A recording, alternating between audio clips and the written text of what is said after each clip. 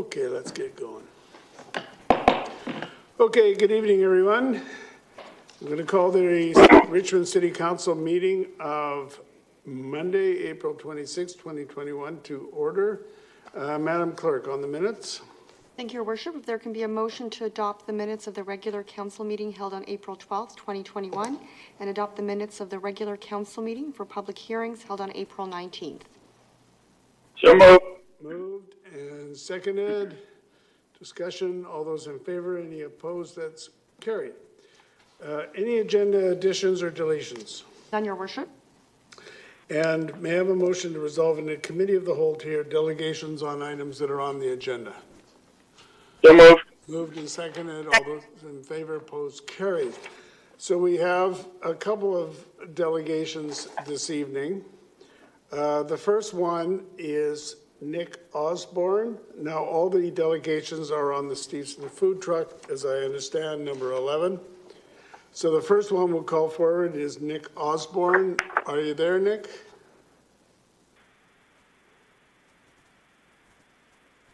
Is he in the meeting?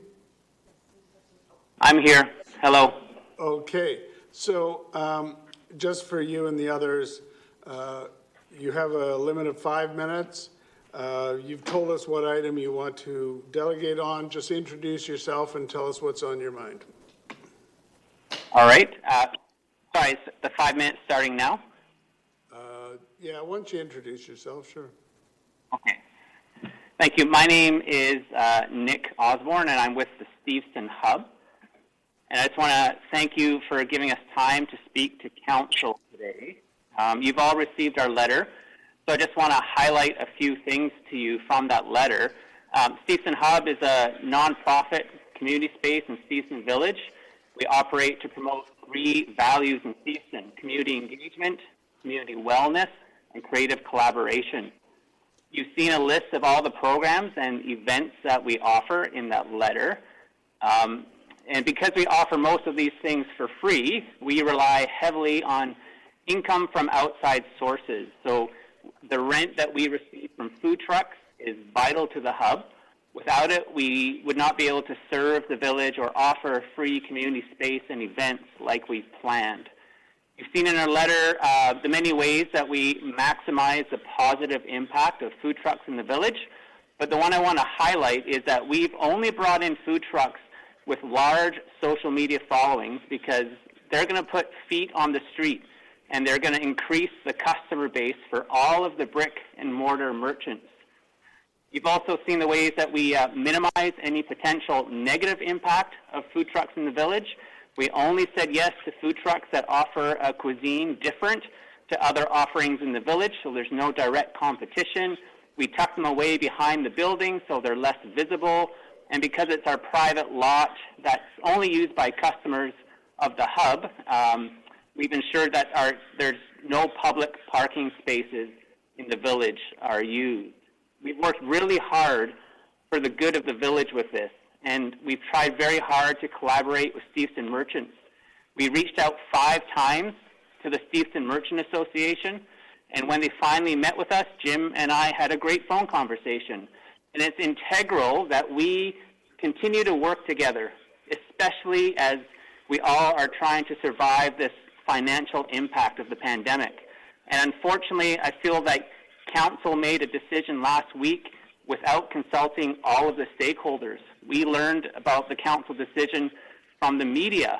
And when Council makes decisions without talking to all the stakeholders, these decisions polarize communities at the very time that we need to be together. And this is what's happening in Stevenson.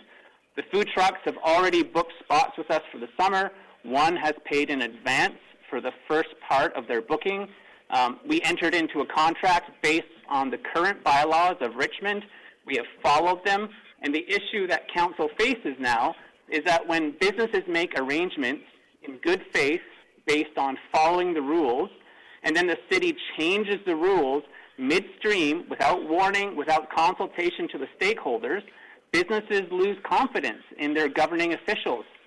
And so in order to find a middle ground and give time for the proper due diligence, we're requesting that Council allows the food trucks to proceed as planned for 2021, and then after the summer, bring all the stakeholders together and discern the effect of the trucks in village life and commerce for all the merchants. If the city goes ahead with changing the bylaws immediately, we request that you do the right thing and grandfather in our summer contract with the food trucks, because it was made in good faith based on the current city bylaws, and we will lose thousands of dollars for community programs if the food trucks have to leave. I feel like it's time that we change the way we do business in the village. I understand why some village merchants may react to the thought of food trucks.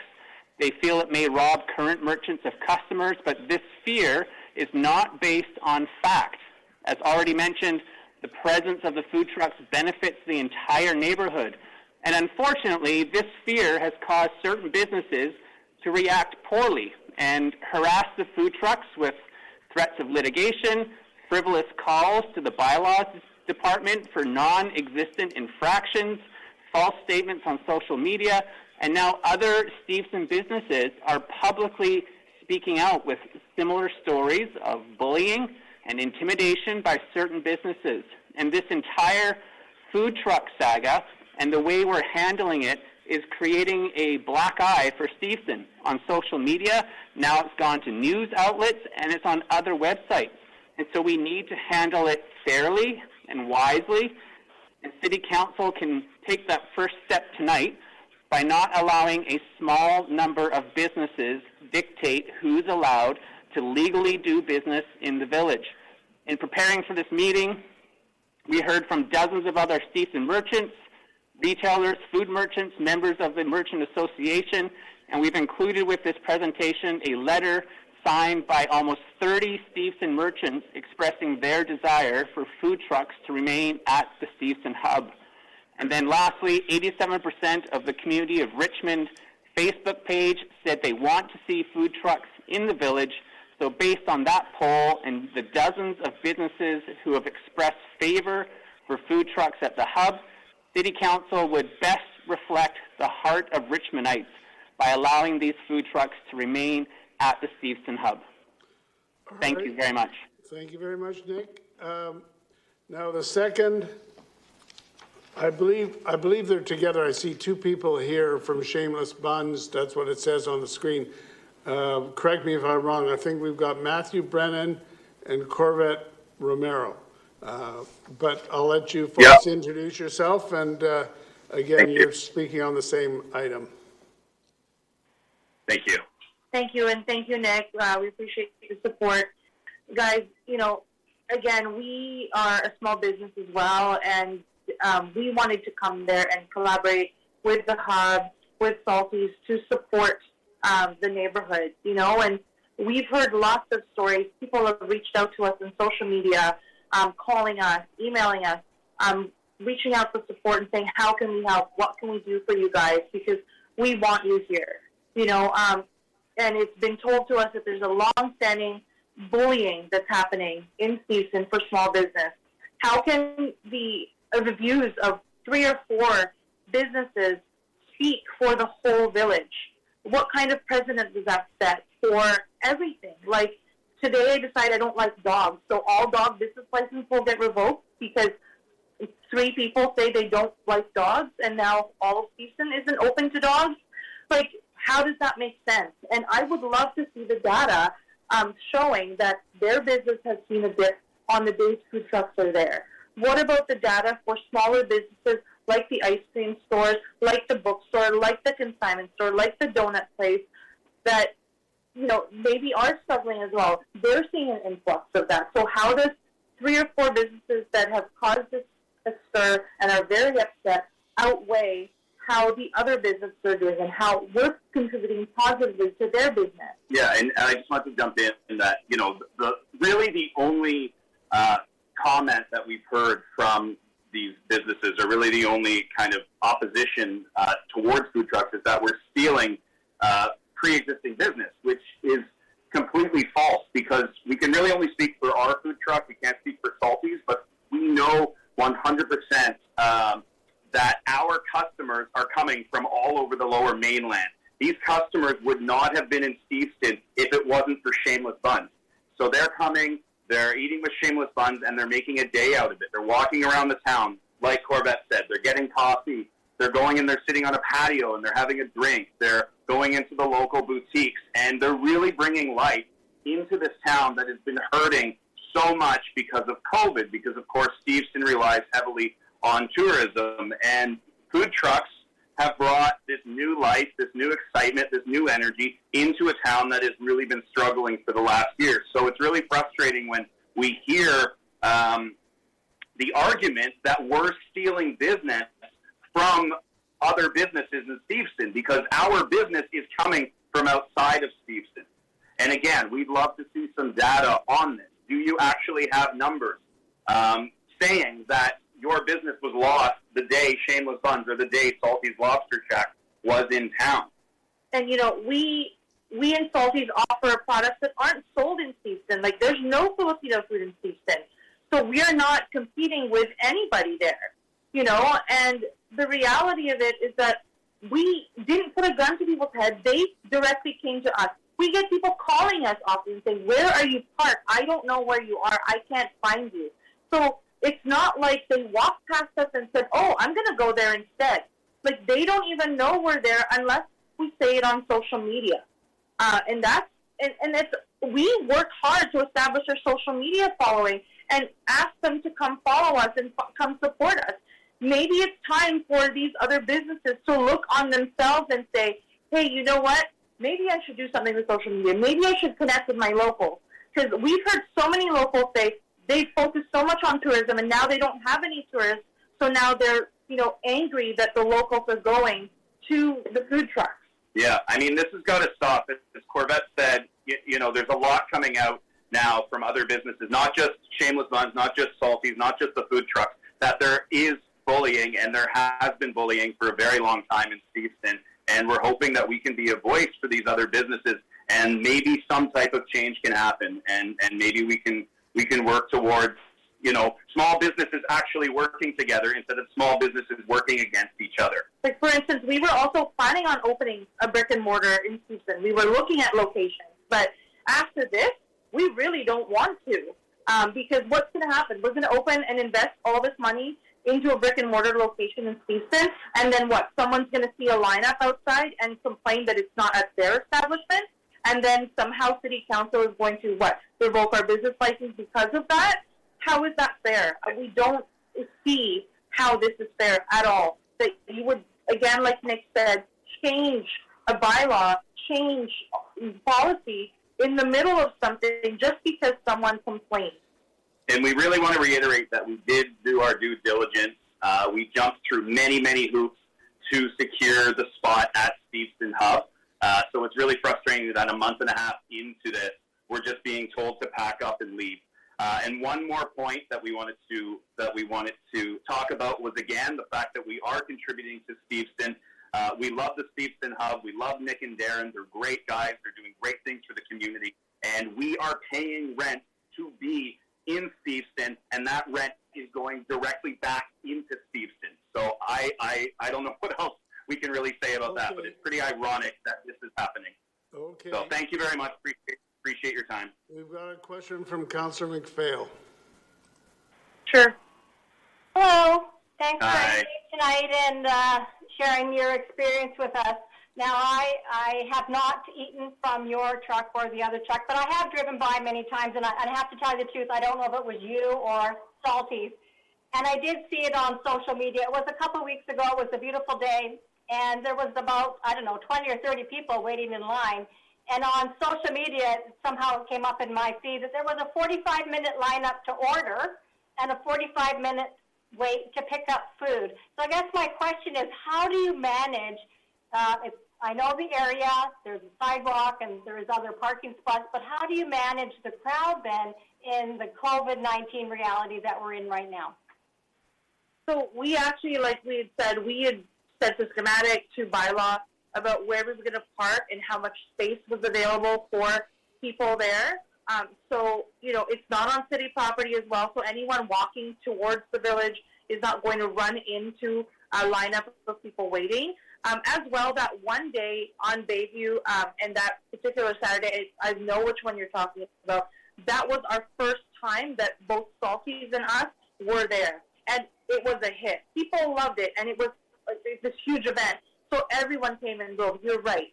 But ever since then, ever since that day, there has been lineup, but nothing like a 45-minute lineup. Our lineup at best, you're waiting for 10, 15 minutes for food. We're super quick because we want to get people out. We are trying to keep it safe. And I know Salties is doing the same as well. And not only that, but we have cones up, and we are constantly directing traffic to curb around into the private lot so they're not on city property. The other thing we do if we get busy is we encourage people to go and check out the town. We love Steveston. We've loved Steveston long before we had Shameless Buns, and we say, go check, it's going to be a half an hour, go grab a coffee, go check out the town, and then come on back when you're ready. We've really been diligent with our COVID protocols. As a food truck, we've been diligent in general, Steveston aside. And it's worked out really great for us. All of our food comes in closed to-go containers. All of our sauces, our napkins, our forks are handed by our staff. Staff is wearing masks and gloves. We have hand washing station in the truck. So, definitely one of the best ways to enjoy food is through a food truck during All right, time. thank you. Thanks. Is there anything more? Councillor Day. Councillor Day. Thank you very much for all of you guys for coming forward and speaking to us. You've given us a side of the story that no one else has given, and I really, really appreciate it. You did bring up that there wasn't consultation, but we did a survey on, it's called Let's Talk Richmond, and we had 546 responses, and 246 of those residents lived in Steveston. And have you seen that survey result? No, yeah, we have not seen the result. We've seen the survey. Okay. Then, what we're saying is that there wasn't consultation about what is happening because we were told our license could potentially be revoked literally on the news. No one from the city told us. I'd like to just share some of the information in that survey, okay? I think it's important that we're all on the same page. Keep in mind that council makes decisions based on the information in front of them. This is in front of us tonight, okay? And it was in front of us at the GP meeting last week. So 82% of people indicated that the trucks operating in Steveston should be subject to regulation. So be on the same page.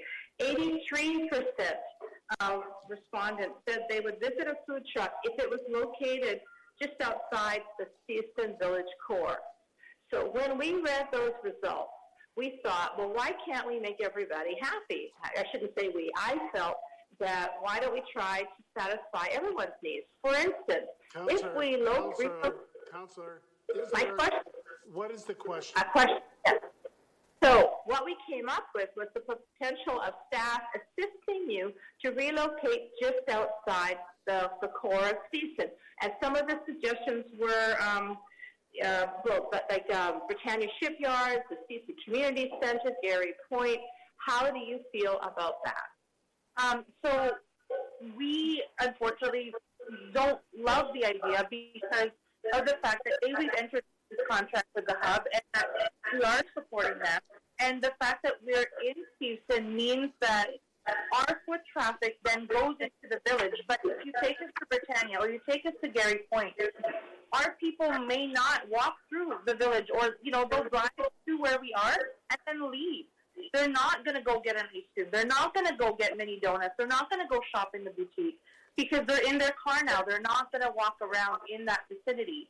And the other thing is the survey is skewed because it did not give an option to say, should they stay where they are? It said, would you support them if they were moved? So of course they're going to say, we'll support them if they move because that was the only option. It was, would you support them if they move or should we get rid of them in Steveston? So of course they're going to say that, and that's why your survey says that. But if you're given the option to say, should they stay at the hub, I would venture to say that that would be your end result, if people want us to stay there. Well, 55% said that food trucks should not be allowed within a certain specific distance from existing brick and mortar outfits. So that was 55%. So obviously, if we approve, what is your question? will you work with staff if this goes through, to try to find allocations such as the parking lot of the Stevenson Community Center, a stone's throw from the village. We will, yeah, we will. Thank you. That's all I have. What we're asking for is that because of the fact that this is already in play, that we would love some notice versus like just going ahead and moving us after this motion is passed. All right, thank you very much. I'm going to ask for a motion to rise and report. So moved. Moved and seconded. All those in favor? Any opposed? That's carried. So that brings us to the consent agenda. We have the receipt of the committee minutes, the 2021-2022 Richmond City RCMP Detachment Annual Performance Plan, the priorities, municipal and regional district tax, 5-year renewal 2022 to 2027, the BC Police Act reform, the resolution supporting old growth forests, the need and options for regulation of food trucks in Steveston, ICBC City of Richmond Road Improvement Program, the 2021 update, review of accessible parking spaces in the village, Steveston Village, award of contract for the supply and delivery of HVAC air filters. We've got works and services cost recovery bylaw update 2021 and interest rate options.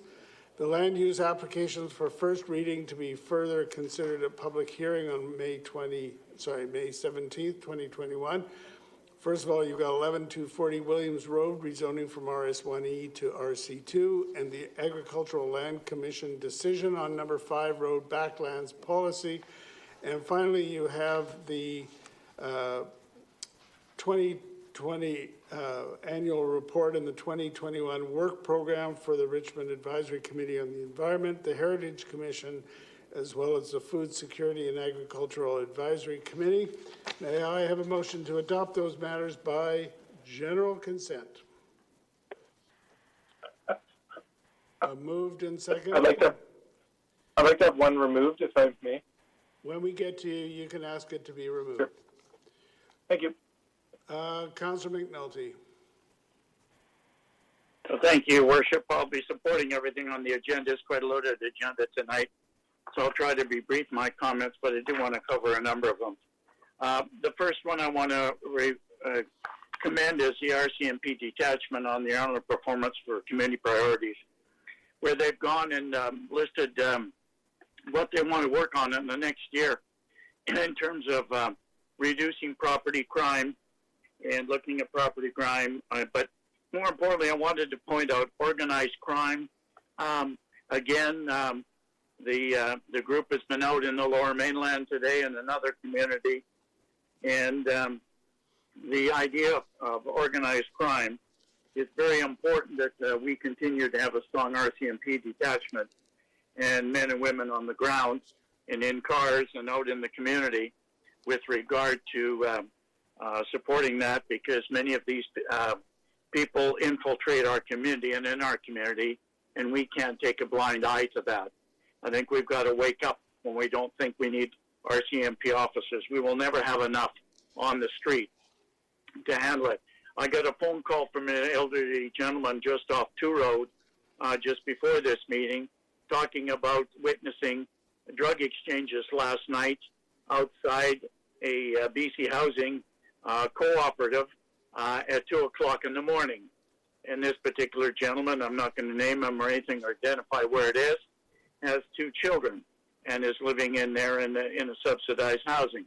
But this is the kind of activity that goes on in our community. And yes, the RCMP did show up and dispersed what was there. They're looking at vulnerable persons and road safety, Your Worship. And I think it's very, very important. We have a very, very detailed activity going on, and especially with the RCMP being as visible. I think our OIC, when they first came, when he was OIC, said he was going to make sure that the RCMP were visible. He's clearly done that, and I hope he can have even more resources to continue that. So congratulations, and thank you to our RCMP, and in particular, the efforts, again, in another district, they're talking about the liaisons in school. I started that program in Vancouver, and they're talking about the status of it tonight, which is, I was hoping they're going to talk about increasing it as opposed to what they're going to possibly talk about. We have it in Richmond. It's extremely important for the education of our youth and our contact with our youth, as we have the DARE program, where every grade 4 and 5 student takes part in DARE and making choices. So I'm definitely supporting the RCMP on that. And moving on to the RCMP program with regard to what is happening in Ottawa in terms of the Reform Act. At committee, Your Worship, we talked about the RCMP and what is happening and being dictated to it, but more importantly, about the auxiliary police program. I think we've asked again a letter be written to the federal government to continue the program, because we had one second to none, and they went along with the RCMP, and it was extremely important that we increase that group and let it become as active as it once was. We had the largest numbers, extremely trained individuals, and they were able to support and take part along with the RCMP. So I think if that letter hasn't gone, we make sure that at least at the next committee meeting, I'll be asking when it was sent and to support the auxiliary program. I know Ottawa's, everything's dictated from Ottawa, but I think we've got to change it. The other thing, too, Your Worship, as we see with the pandemic, with the RCMP again, is a number of mental health calls for service. In the past 3 years, in all RCMP police jurisdictions, they've had 58,780 health-related calls for service. In Richmond in 2019, we had 1,429 with our Fox 80 car. And they, it is an issue, and again, it emphasizes the number of people that we need on the ground. I'm happy to support the old growth forest regulations and the letters off there. I do want to thank the Advisory Committee on Environment, Heritage, and Food Security for all their work on their work plan. Keep up the good work. It's noticed. And without them, we couldn't continue our work.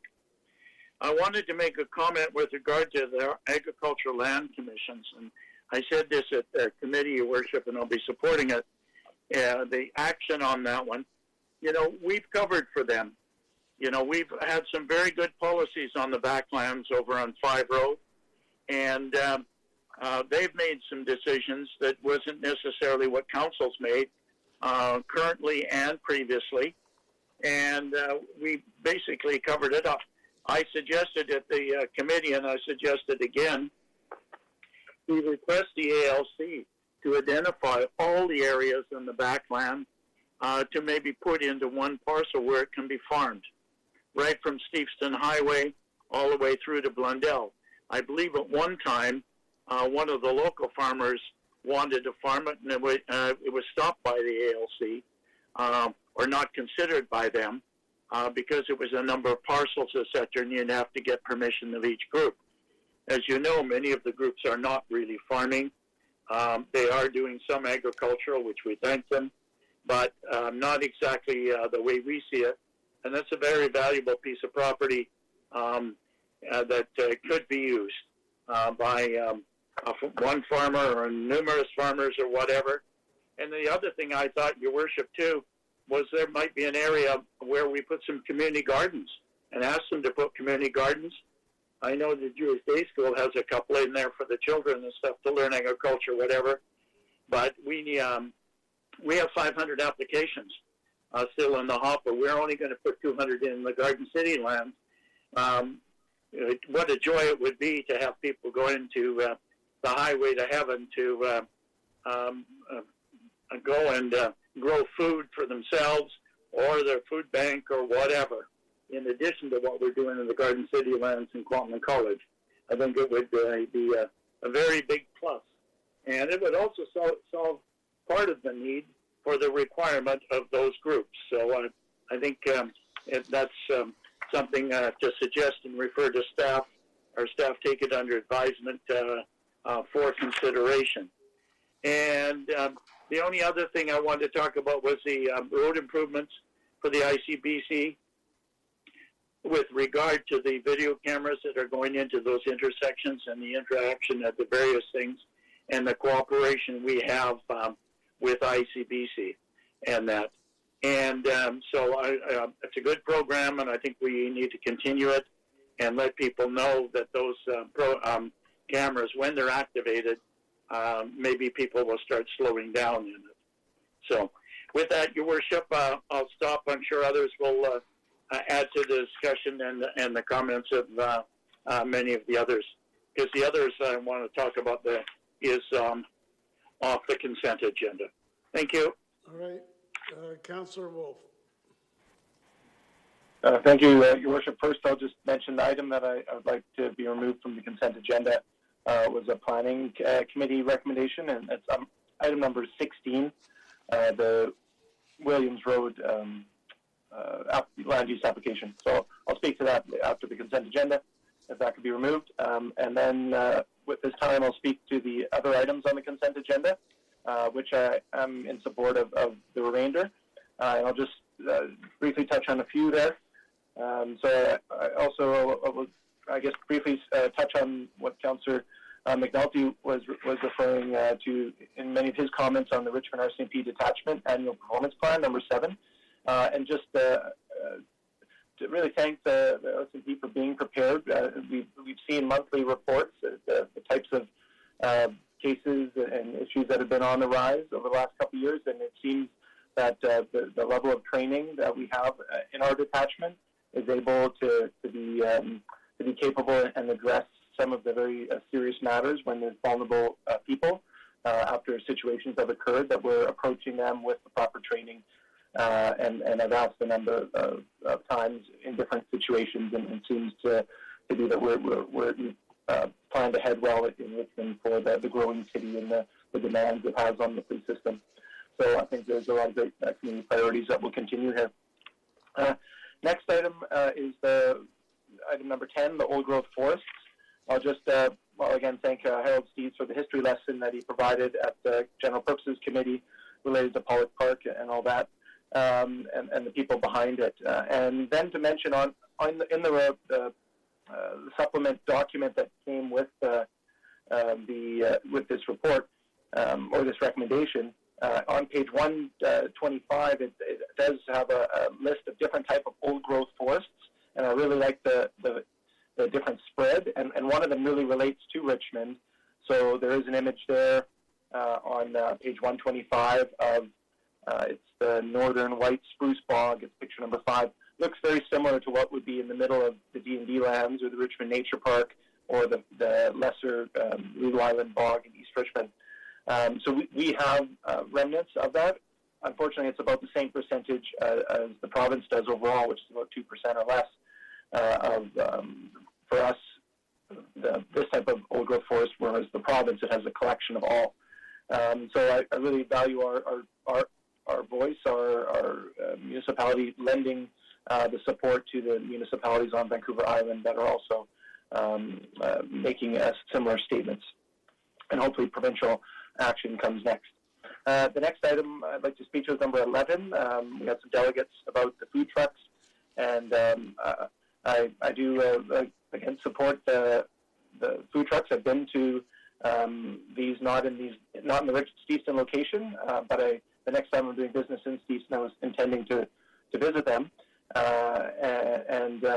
so I think the approach that we're going at, like we just got a memo on this from a couple days ago as well. There is definitely some communication, information, varied methods of consultation that have been going on, and I would hope that what we're approving tonight is not like a cold stop. There is work to be had and continued between the city and these businesses. I'm not going to ask quite the detailed questions about it today, but I have in the past voiced my concern about providing the services for mobile food trucks or carts or other mobile food services like fruit and veggie in busy corners.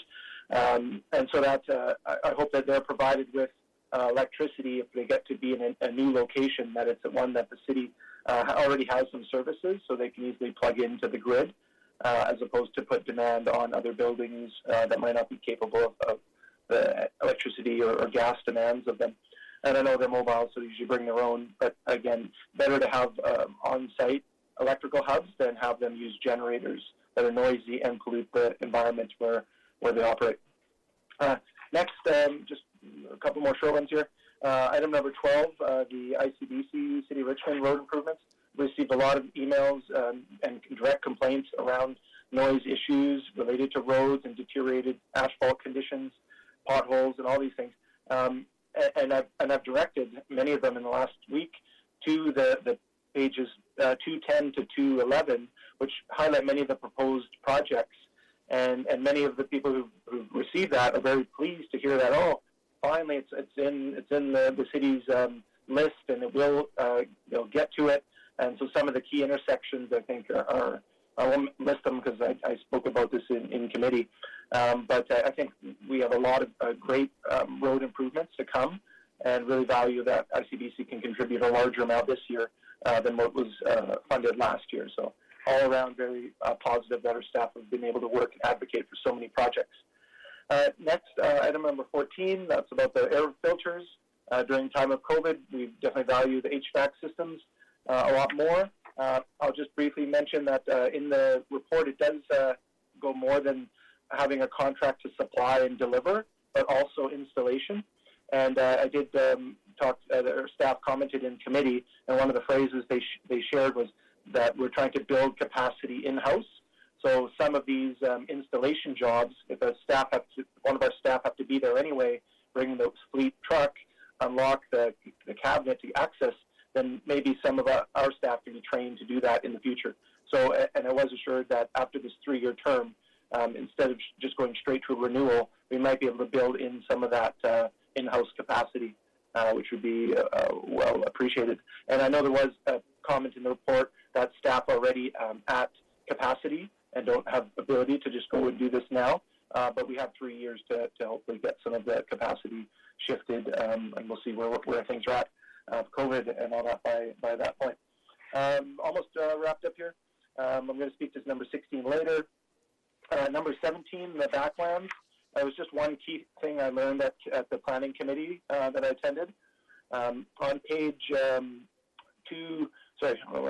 on page 268, it mentions that there was expansion plans that were asked of all the properties or the backland property owners.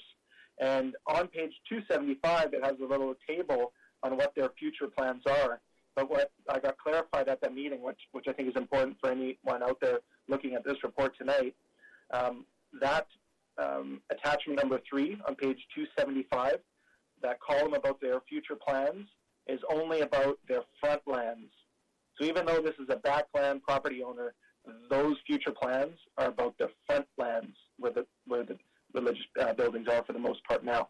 And again, the support for giving them better practice guides, giving them ways to comply with the ALC and the city's direction, I think we're in the right path and right direction. I think this report is the way to go today. And then finally, I'll just clump together 18, 19, and 20, the advisory committees. There was direction, and if any of the advisory committees or members are on this meeting tonight, then they could follow up when we get back to your next meeting about ways that funds could be redirected. So as there's no catering for meetings and other costs there, perhaps there could be costs to help some of these members visit some sites. So like environmental sensitive areas for ACE, like heritage buildings for Heritage and Commission, and like farms for the Food Security and Agricultural Advisory Committee. So to see if we can maybe offset bus or some other costs to get them to see some sites instead of just seeing the reports at the meeting. So those are my comments. Thank you very much. I'll support all those. Councillor Rao. Yeah, Your Worship, I will speak to a few items and also asking some questions. The first item I want to speak on is the number 9, BC Police Act reform. I support everything being recommended by staff in their report and the recommendations they're going to make to the provincial government. My question is, when I read the report, I'm quite surprised that many of those things should have happened or should have been reformed a long time ago. But staff mentioned that the reforming committee was only formed in July 2020. So I wonder what will happen next. So my question to staff is, since the formation of this committee, is our staff on the table, being invited to be part of this dialogue or discussion? So is it ongoing, or is it just one-time request from the provincial government for feedback? Cecilia, you're muted. Through your worship to Councillor Al, right now what is being asked from the committee is to take in a larger stakeholder consultation. The UBCM has brought forward their feedback, and there is a forum through which the RCMP are bringing forward their feedback as well. Once all of the stakeholder feedback has been taken into account, the committee will go back and make recommendations about what specific aspects of the BC Police Act could be reformed and changed. So I would suggest that we should be more proactive. I don't want this to be just a one-time thing. We just give the feedback and then, we are being left out. So I would suggest that staff keep working with the provincial government and maybe even asking for opportunities to work ongoing with the reform committee so that some of these recommendations could be materialized. So that's my one suggestion on this topic. And the other topic I want to talk about is the item 12, the ICBC Road Improvement Program. I'm very happy that ICBC has been supportive of the initiatives taken by the city to improve traffic safety. And in particular, I'm very delighted to see the results. So on CNCL page 206 at the bottom, it talks about some figures. But I raised that in the committee. Those figures were in 2015. Do we have more recent figures? Because I want to inform the public the effectiveness of this kind of improvement programs. Through your worship, Councillor Au, no, we do not have any more recent figures, and we have requested that ICBC develop more new figures so that we can use that in future reports. Good, yes. So I hope that we can keep asking them for more recent information, and when the time is right, I think we should have some kind of press release for the public to know. And I'm also very happy that there's a continuation of work here. We have identified 20 intersections which were very dangerous, and I've seen that the work is carrying on from the previous year to this year, and then it's going forward into the next year. Because I think those 20 dangerous intersections should be improved, and that would help with our public transportation safety. And the other one is item number 13. This is about accessible parking space in Stevenson Village. On CNCL page 214, I'm very happy with the recommendation to staff, from staff. We would have a off-street accessible parking in the in First Avenue. And I was so happy with the on-street van accessible parking that staff is working on. I want to ask a question now. These are regular parking for this kind of vehicles. How about during particular events? So do we have any special arrangements for accessible parking so that more people can really come to enjoy those events. So do you have any particular temporary arrangements for accessible parking in Stevenson during some of the special events? Through your worship to Councillor Au, to date, we generally do not. When we do, we would consider that if the Richmond Centre for Disability requested it, but to date, they have not asked us to do so. So again, I would suggest that staff take note of that. So when we have special events in the area, we should work with Richmond Disability Agency and see if we need to have special arrangements for some of the members so that they can also enjoy the events. The last item I want to speak on is number 7, the RCMP annual performance plan. I have two questions, and I don't know if we have to refer this back to staff. Now, on CNCL 70, 4 goals were being identified. So property crime, organized crime, road safety, and vulnerable persons. I agree with those targets. I mean, those streams. However, what's missing is measure of success.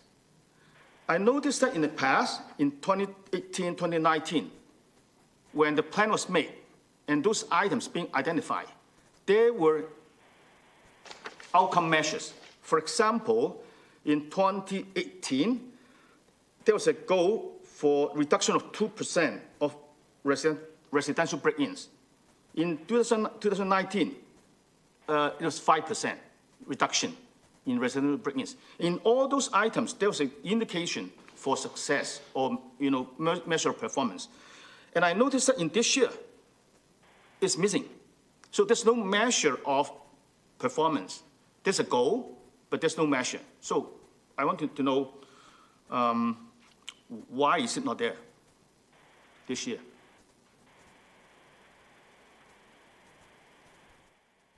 Cecilia, you're muted. Okay. Through the mayor to Councillor Au, the OIC is also in the meeting, but in brief, this is just to identify the priorities, and then following, the RCMP will be setting the same goals in order to measure them. So that is coming.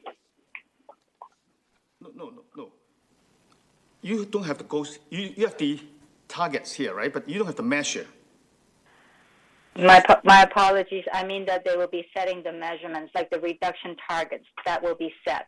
So when will that happen? That's the next step. When they start reporting out, just as they do right now on a quarterly basis. No, but in the past, in 2018, 2019, when the plan was being submitted to council, those measures were there. For each item, there's a measure of outcome. But this year, it's not there. So you want property crime to be reduced by X percent? Yes. That kind of thing? Yes. Is that feasible? It is, and the OIC can answer that. I see he just turned his screen on.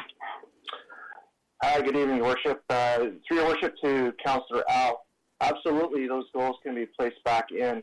We have actually met our goals last year significantly. Of course, our reduction of property crime has decreased by over 30%, and our goal was only 5%. So definitely, the measures are always there. The metrics are always there. It's just a matter of placing it onto the report. But our measures of success are ongoing year-round, and we look at those statistics every single week. We have what's called ComStat, which we meet every week to discuss our metrics. And again, they are taking place all the time. But definitely, we can insert them in the report for council. But absolutely, metrics is extremely important to us. Great. Yeah, don't take me wrong, right? I'm not saying that the performance is not good. Actually, as I mentioned, you outperform your target, in the previous years. But what I would like to see is that we still have those outcome measures in the plan. Now, my second question is, why is anti-hate crime not a priority in the plan this year? Knowing that, we have the problem in the last 2 years in the Lower Mainland and also in Richmond. So if it were other kind of crime, I would expect that this would be put into a priority and in the plan. But why is anti-hate crime not a priority? Through your worship, Councillor Al, anti-hate crime is a priority to the detachment. In fact, this year, or actually last year even, we already implemented a full-time diversity unit. We've implemented new training against hate to train all our officers in the entire detachment on how to investigate hate crimes. So it is considered a significant priority to us. With respect to the actual strategic priorities, it can be one of the council's priorities. However, we do have 4 other priorities that we focus on as well. That's a daily focus and effort on our officers. So these are priorities that we feel that we can actually go out proactively and actually make and get the metrics that we're looking for. Whereas hate crimes is more of a reactive, although we do have a proactive element to hate crimes, which is education, prevention, and awareness. But the actual measurables may not be as easy as, for instance, the reduction of property crime, mental health calls for service, of course, organized crime initiatives, and also road safety. So those are easy to measure versus anti-hate, which is a little bit more challenging to measure. Although we do keep track of our incidents of hate, and we do take them very seriously, and we do investigate them extensively. So that's a decision that can be a priority, but it's a little bit more challenging to measure. Your Worship, I don't know if I need to have a motion for amendment. I would like to see anti-hate being part of the annual plan as a priority, one of the priorities. Well, what occurs to me, there's any number of ways to do it, but it occurs to me that if you're satisfied with the priorities as they're stated, you're saying it's incomplete. So they've named 4, you think there should be 5.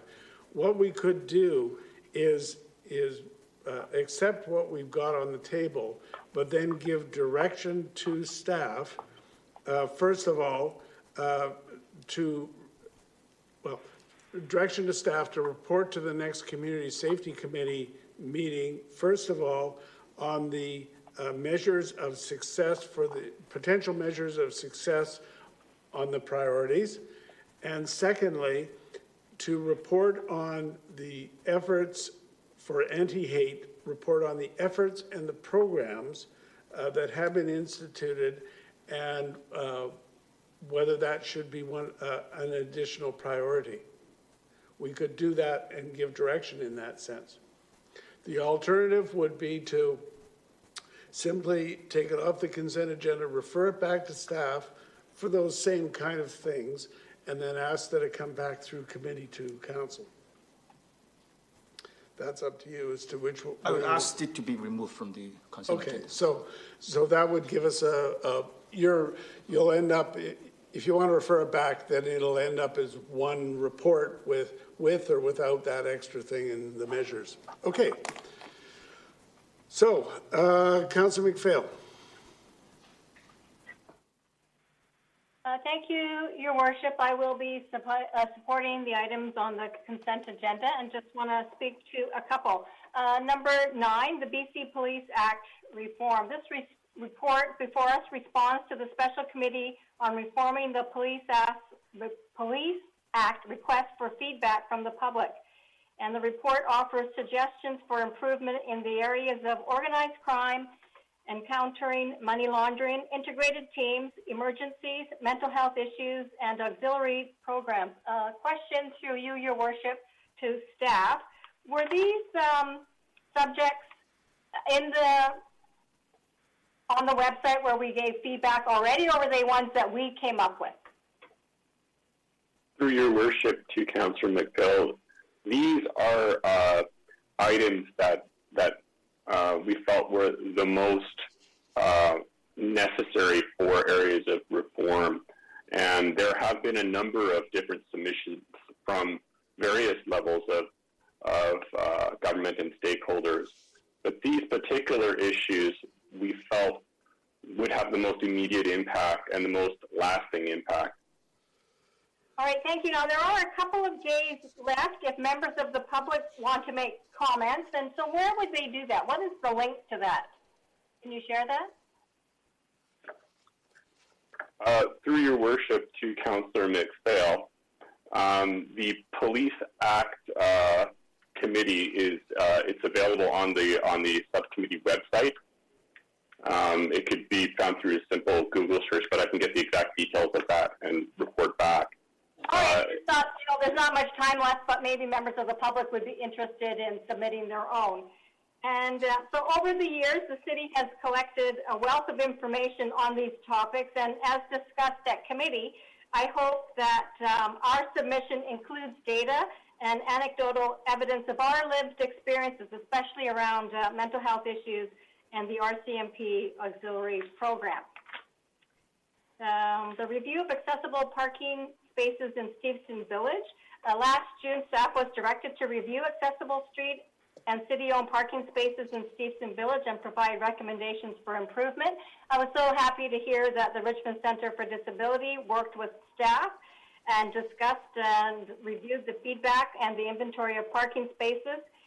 And this report makes the case for accessible parking spaces in Steveston Village Core to be increased with one van accessible parking space in the city public parking lot on First Avenue, plus 2 on-street van accessible parking spaces. And I know that as we see our aging population, there's more and more people who are driving with a disability. You don't have to be elderly to have that. But in my case, for example, my mom, who's 88, doesn't drive, but when I drive her or someone else drives her, they can park because she has difficulty walking.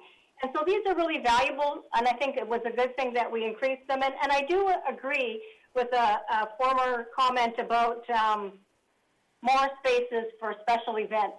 I think those are really needed. And lastly, I want to talk about the food trucks on private property. You know, I like food trucks.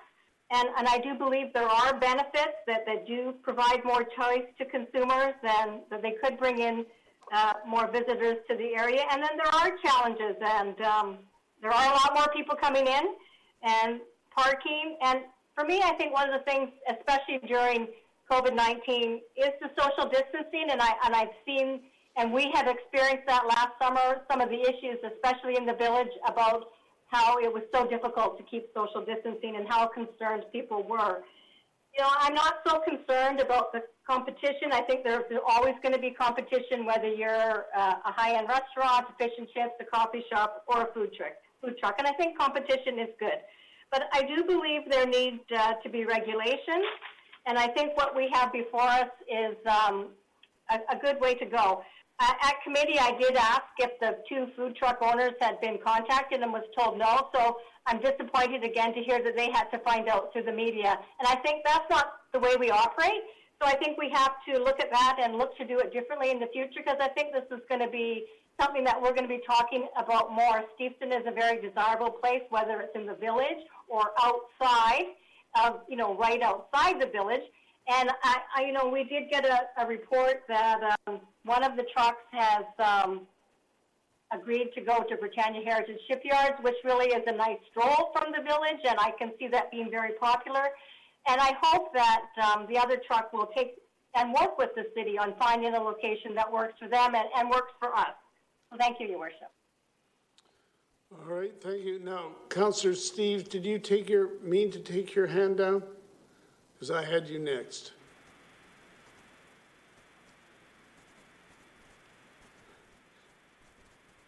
You can, there you go. Okay, yeah, I'm going to make comment on 2 items. First on the ALC. I am really pleased that the ALC came down with what we agreed to when the highway tab was established. I was involved in the planning of it. In fact, it was partly my idea. What we were trying to do at that time, when the Agricultural Land Reserve was brought in, churches were permitted use in the Agricultural Land Reserve. And we were concerned we got one, the Sikh temple up Westminster Highway, we got the Buddhist temple on Steveston Highway, and we were concerned we were going to have too many temples throughout the region. So we thought a good idea would be to concentrate them along one location. And we came up with the idea of allowing temples all along number 5 road, a temple row. And when we negotiated with the ALC, the original rules in terms of churches was it was assembly, and if you wanted to have a school, you had to get, actually in those days, it required a park and school use zoning. But we agreed that it would be temples only and not schools, and I've been saying that for the last 10 or 15 years, and I'm pleased that the Land Commission went through their records and found that's exactly what was intended in the first place, and they have now come down and said there will be no schools, just temples and churches and as an assembly use. On the other hand, I'm a bit disappointed that they have suggested that Richmond Council might change someday and go against our policy in terms of preserving agricultural land if we owned it. And I just wanted to point out that the record of the ALC has not been too good, and I'm concerned that the ALC might change someday and not protect farmland. As Councillor Day said at the last meeting, the ALC, without consulting Richmond, approved the Ling Yen Mountain Temple right in the middle of the ALR instead of up at the front of number 5 road. We said no, it has to go in the first third from number 5 road, not in the middle of the field. And when the BC government took away the city's rights to regulate the Soil Conservation Act, we had another temple put in extremely poor fill, and they found they couldn't grow anything on it. But the Land Commission didn't do anything about it. They never checked the fill to make sure it was good fill, and we ended up stuck with a huge acreage of land which was impermeable for growing regular plants, and we ended up telling the temple they better grow apple trees, and that's why we have so many apple orchards, because the soil is so poor.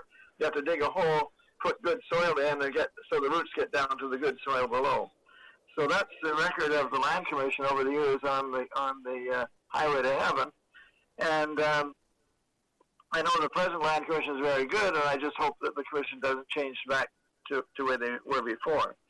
That said, what Richmond was actually doing was setting up his own land bank, and I thought that was a good idea. We would have had allotment gardens, we would have had incubator farms, and we could lease out larger portions to farmers. And I was hoping we would be able to lease, if the city owned a good chunk of the land at the south end of the highway to heaven, we'd be able to lease the remaining farmland from the temples to get it into really good agriculture. That's not the case. But I think we should pass this, and I think that sometime in the future we should ask the BC government to do what we were going to do. When we brought in the Agricultural Land Reserve in 1973, we had a land bank established. That's exactly what Richmond was doing here. And the province was buying land and then either selling it or releasing it to bona fide farmers with a guarantee the land would stay in agriculture. And in the first 4 years, and that the ALR was in operation, the BC government actually acquired and either leased or resold 10,000 acres to young farmers to go farming. And that's what we were going to do. We weren't getting that much acreage, but that's what we would have done. We would have made sure it was farmed. So it may be that we can get the BC government to take a look at that. The other aspect I want to talk about is my own resolution on the on cutting trees. And I mentioned at the committee, my own background in this is actually quite substantial. Originally, Max Pollock, who founded actually Pollock Park, except it was his own small farm, was the chief forester in British Columbia in 1929, and he recommended an end to clear-cut logging and an end to destroying the old-growth forest.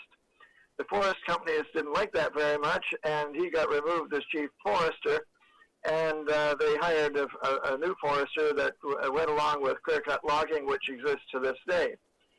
And that's the main way we log our forests, as it mentions in the report. And anyway, Max, because he had his own land in Richmond, he went up the Grouse Mountain and various places with his family, and they dug up saplings and they planted trees all over the site, and they actually grew their own old growth forest, or what's called in the report, with 14 recommendations, the Old Growth Strategic Review. It's called a consistent forest, where you actually rebuild the forest and rebuild the forest environment from changed land. And so when it came to develop the land, we actually said, no, that should be saved. And that's how we got Pollock Park. But that's not the end of the story. Will Pollock, around 1965, came to me. I was chair of science in science.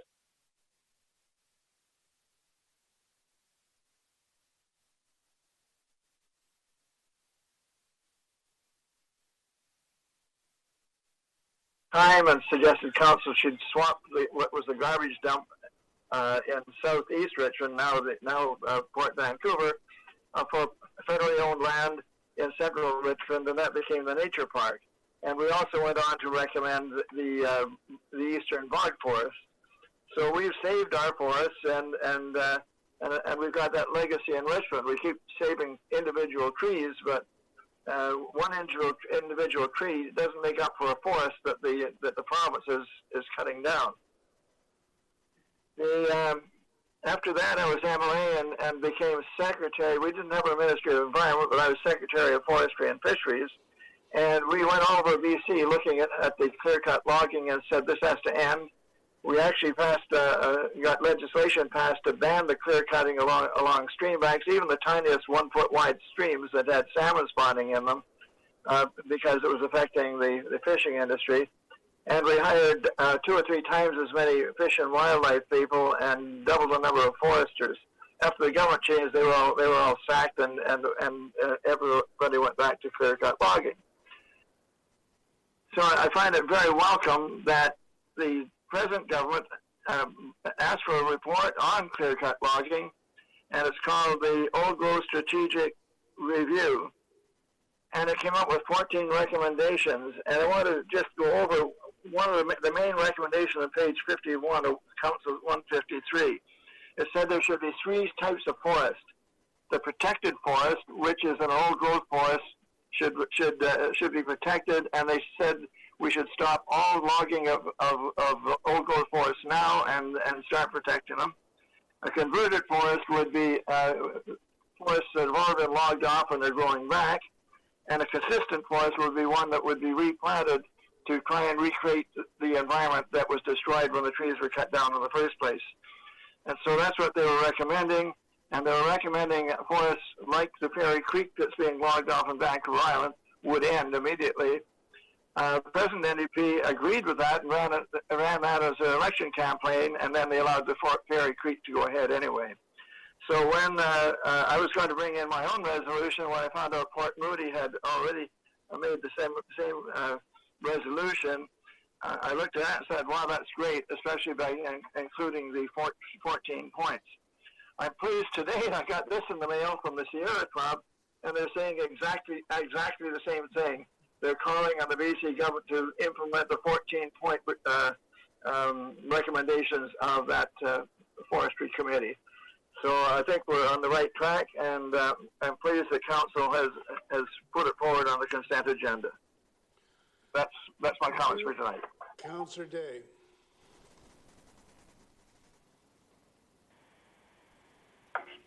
Thank you very much, Mayor Brody. Great agenda, actually. There's a great variety of things on here tonight. I just wanted to point out to the public that number 8, which is the municipal and regional district tax, is not a residential tax. That is a hotel tax, and the money goes to support tourism.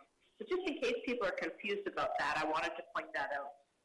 Item number 9 on the issue, on the agenda, is the BC Act reform. I'm really proud of how progressive our Richmond RCMP detachment is. The Fox 80 car, as I mentioned a couple times tonight, is a really smart allocation of police officers and funds because it deals with the most vulnerable people in our community, which are those who are mentally ill, and gets them the help that they need instead of putting them in jail. And that's smart policing. So I'm very proud of how the RCMP manages everything.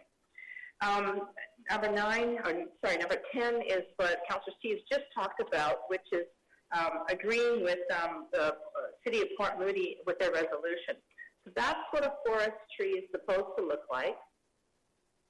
And this is what it looks like after it's been logged. It's heartbreaking. And I'm very grateful to Councillor Steves for bringing this forward. There's a very small amount of old growth forest left in British Columbia, and we'd be fools to chop them down. So that's why I'm wholeheartedly supporting this motion. Item number 11, as we heard from the speakers earlier tonight, was the food trucks in Steveston. And we did do a survey with hundreds and hundreds of respondents, including hundreds from the village of Steveston. And what they said wholeheartedly was that they agreed that regulation was necessary. And they agreed that there should be space between brick and mortar restaurants and the food trucks. So I'm really pleased that that this is on the consent agenda because I think it's a step in the right direction. I would love to see a food court boulevard in some place like Gary Point or Horseshoe Way or anywhere that is not occupied at night. And then we would bring people to that area. And a good example of that is in Portland, Oregon, where they have an entire area, downtown Portland, that is empty at night because all the office workers go home. But the food trucks move in, and it's unbelievably popular. So we need to get creative. I just have a question of staff on this because we heard the speakers tonight, and they were very distraught that they were going to be kicked out. Can you talk about the steps that will be taken to relocate them to potentially Britannia or Shipyards or over to the Steveston Community Center, just as an example?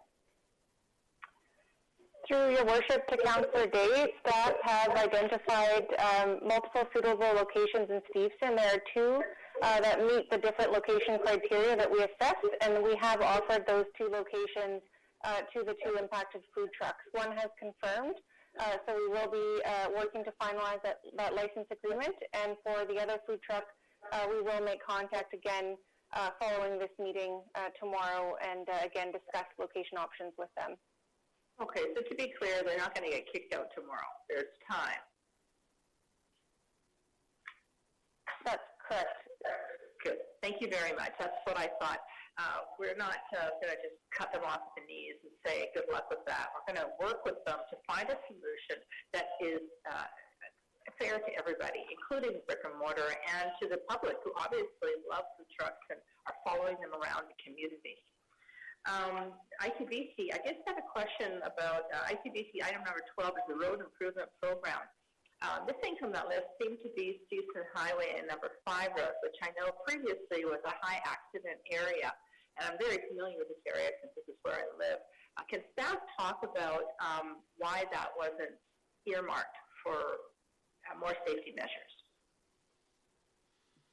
Through your worship to Councillor Day, at this point in time, that intersection is marked for improvement, but it is not part of the application process to ICBC. This list was just the parts that are on ICBC's list for grant funding. Okay, so it's not off the list, it just isn't on this list. Is the reason it's delayed because there's going to be twinning of the overpass at Steveston Highway and Highway 99? Through your worship to Councillor Day, no, it's not necessarily delayed, but the funding is coming from TransLink for that project. It's part of the bus speed reliability project, and we're receiving funding for the project from TransLink. Okay, so it's another silo of money. Yeah, thank you very much for that. Correct. I appreciate it. Okay, and that's off the consent agenda. Item number 17, and Councillor Steves talked about this earlier, the Agricultural Land Commission decision on the number 5 road backland. This has been a bit of a tennis game going back and forth between the city. Like I mentioned, the planning committee, I mean, they did approve Lincoln Mountain Temple going back past the 1/3 that everybody else has built on. And yet now they're saying that we can't. In the case of the Mylar Golf Course, we had a very, I thought, unique and interesting and creative idea, which was the Mountain Golf Course, the first third, which would be 10 acres, would be divided in 5 2-acre potential lots, or it could have been 1 3-acre and 1 2-acre, and then the owners were going to give to the city of Richmond the back 20 acres. And we would, of course, immediately start farming that. That was denied by the Agricultural Land Commission, and I think that's what sparked these changes. We realized that there were some holes in the way they were doing business, and we were doing business. Now, having said that, they did indicate in their report and in their letter that they would consider a long-term lease. So as this is on the consent agenda and will now go to public hearing, I encourage farmers to contact the city of Richmond with a potential option for a long-term lease that we could go united to the Agricultural Land Commission and have that backland actively farmed. It's nice to have cherry trees and apple trees, but it would be really nice to have it viably farmed. And so as it goes to public hearing, I have a call out to the farmers to really consider putting a deal together that we could work together on. And the last 3 items are the reports from the various committees. All the committees are full of volunteers who put in so much time, energy, and passion. And I want to say thank you very much to those volunteers. Thank you, Mayor Bodie. That's it for me. Okay, Councillor Liu. Thank you, Worship. I, too, will be supporting everything on tonight's consent agenda. And just to confirm, is number 7 off the consent agenda at this point? Yes, we will be removing that. Okay, all right. Then I'll wait to speak on that one. I will speak on number 9, though, the BC Police Act reform. And, I just wanted to comment on the fact that the recommendation that we have that all communities have an integrated mobile crisis response unit, similar to the Fox 80 mental health car. So some years ago, Councillor McPhail and I were at UBCM. We learned about this concept, and we've worked really, really hard, and we're really excited that we now have this working in Richmond. It's providing better outcomes for people with mental health and for the community as a whole. So this is something that we're really proud of, and I'm happy to see that we're recommending this to the rest of the province, that we have this implemented for everybody. Number 10, resolution supporting old growth forests. I absolutely support saving old growth forests. These are irreplaceable. Our great-great-grandchildren won't get to see any of this majesty if we don't protect it, and it's something that everybody should get to see and everybody should have a piece of, both for tourism, both for our ecological benefits and everything else. I spent a summer tree planting, and there's no way that those trees that I planted will ever compare to what these old growth forests have and provide to our community and to everybody else. So I'm glad that we're sending this off, and I hope the province really listens to this, because I think it's really important. Now, question to staff. So on the food truck thing on number 11, if we pass this, are we then able to decide on the specifics of the trucks that are at the Steveston hub when this comes back up? Or are they just losing it? Through your worship to Councillor Liu, with all of the motions on the table, food trucks would not be permitted to be in parking spaces at this location in Steveston. Okay. Thank you. I know that our brick and mortar restaurants have been really hurt by the recent provincial health orders that are stopping the dine-in services, and it's been nearly two months that this is going to go on for. And certainly while we don't want to be unfair to the food trucks or anybody else, I think we do want to make sure that we're supporting our existing businesses and making sure that we're doing something right to make sure that the businesses that are there are being heard and listened to. And number 13, the review of accessible parking spaces in Steveston. I'd like to thank staff and the Richmond Center for Disability for their work on this to review the accessible parking and to make recommendations. It's my understanding that there is a new requirement for van accessible spaces, and this is typically only relates to newly created spaces or new developments. I think it's good that we're able to review these older spaces and bring some of them up to the current standards in order to improve accessibility. Now, just a question to staff. It seems to me last year we acquired a new community bus. Now, I think it's an accessible bus now, and it's also got it's an electric accessible bus. Is this correct? Through your worship to Councillor Liu, I don't have those details available to me in this meeting, but I can get back to you later. Okay, because I know we were looking at it and the plan was for it, and I know maybe COVID slowed it down or delayed it a bit, but I know we were looking at getting an accessible bus that we could be helping get people with accessibility issues and use that for shuttling people to things like when we get to have Canada Day back going again and other big events in the community. So I think I know that this was on the horizon, and I know it was going to be electric and accessible, and I think it's a great opportunity. And I know that also this COVID thing has moved things around a little bit for us all. And finally, I'd just like to thank the Richmond Advisory Committee on the Environment, the Heritage Commission, and the Food Security and Agricultural Advisory Committees for the work that they've already done and for the work that they're planning to do in their respective work plans. So thank you all for the work that you do for us in Richmond. Now, Councillor, you referred to number 7, and I've had other councillors speaking to that. And my guess is when it gets off the... Sorry, you're breaking up on me. I'm sorry. Can you hear me now? I'm sorry, you've broken up on me. I didn't hear a word you said. Well, bears repeating. I've allowed other councillors to speak to number 7. And my guess is that when it comes off the consent agenda, it's going to be mostly about referral. So may I suggest, if you want to, since it's technically not off the consent agenda yet, if you want to make some comments on the merits, why don't you do that now? Okay, thank you. You know, I thank our CMP officers, our OIC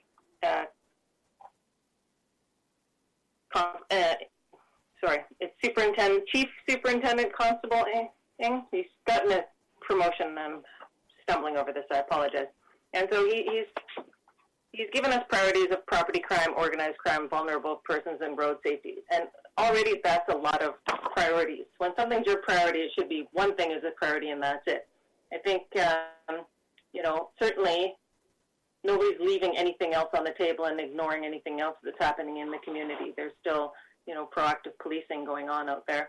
But I think very importantly, we've seen gang violence, we've seen shootings happening in Richmond, and I think we need to keep the pedal on the metal, and I don't think we need to necessarily get into muddying that water and redirecting our RCMP efforts overly. Obviously, being of Asian descent, I agree with anti-Asian focus. I think that crime focus, I think that makes sense, but I think that, you know, I think our RCMP have done a good job of deciding what is correct to be a priority. And I'm really glad that Council agreed to bring our numbers for RCMP up to our planned after our deferment of hiring officers in 2020 due to the COVID.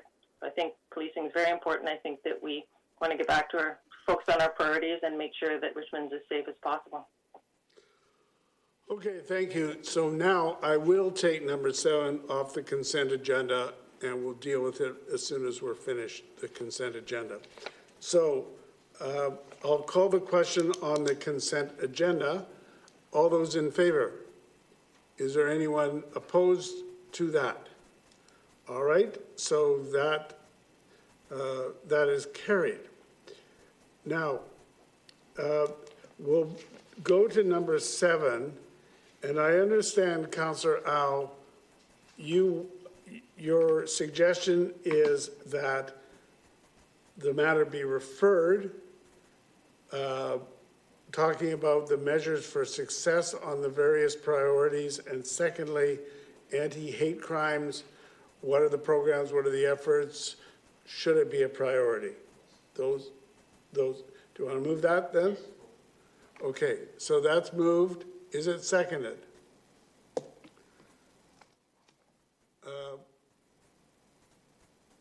Is it seconded? I'm going to second that. So, Councillor Day, we're now just on the merits of referral.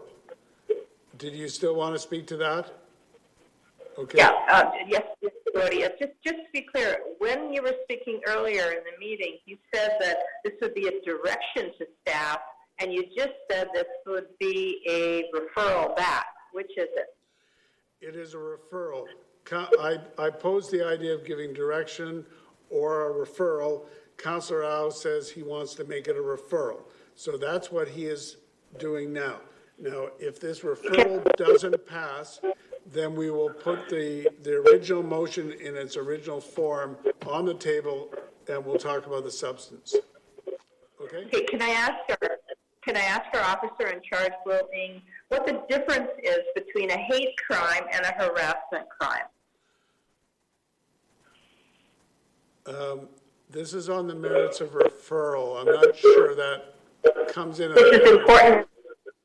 It is very important. Is it on the Okay. Chief Superintendent?